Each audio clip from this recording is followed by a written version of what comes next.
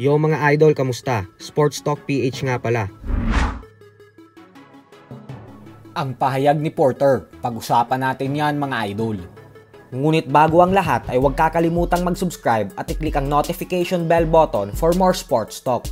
So bagamat nga po sinabi ng former welterweight world champion Shawn Porter na nagpakita na ng senyales ng katandaan ng ating pambansang kamauman ni Pacquiao sa huling laban nito kontra kay Yordenis Ugas, kung saan natalo ito via unanimous decision, ay naniniwala pa din po si Porter na kayang i-knockout ni Pacman ang magitong kampyon na si Mario Barrios.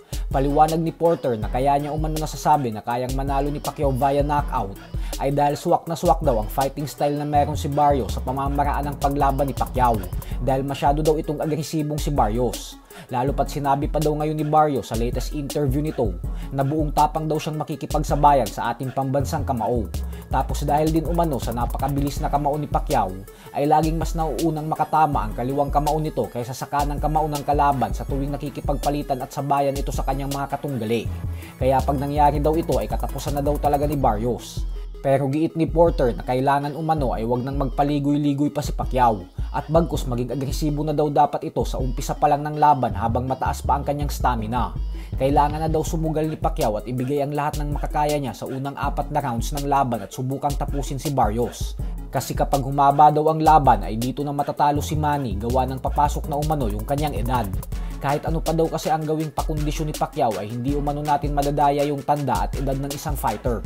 Kaya panigurado umanong manghihina na si Pacquiao pagdating sa second half ng kanilang bakbakan. Sa kabilang banda naman mga idol ay tila bumanat naman nga po ang Japanese monster na Oya Inoue sa ating pambato na si former 3 Division World Champion angas ng Pinas, General Casimero.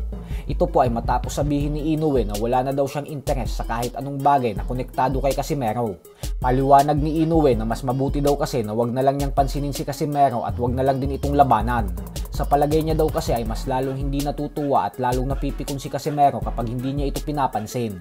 Kaya mas okay daw sa kanya na mainis lang si Casimero nang dahil sa hindi niya ito binibigyan ng atensyon.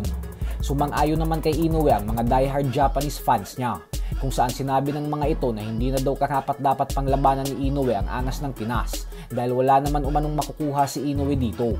Sa kasalukuyan ay nakaplano na po ang 3 susunod na laban ni Inoue at yan nga po ay ang laban kontra kay Muradjon Akhmadaliev sa buwan ng September, ang laban kontra sa bagong alaga ni Sean Gibbons na si Alan Picasso sa December, at ang mega showdown kontra kay Junto Nakatani sa unang bahagi ng susunod na taon.